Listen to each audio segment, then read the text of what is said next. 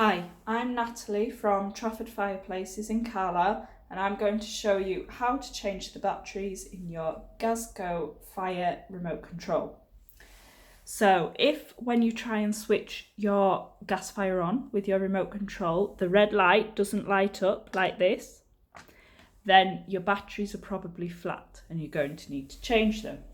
So how we do that is we just turn the remote control over.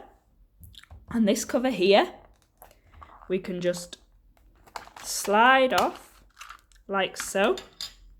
And in it, you will see we have a 9-volt battery like this, which just pulls off and you can get a new one. Now, just bear in mind that cheap batteries won't work in the remote controls. You need good quality batteries. We would always recommend Duracell because they always work. And you just put the battery back in, slide this cover on, and there you go. That's how you change the batteries in your Gazco gas fire remote control.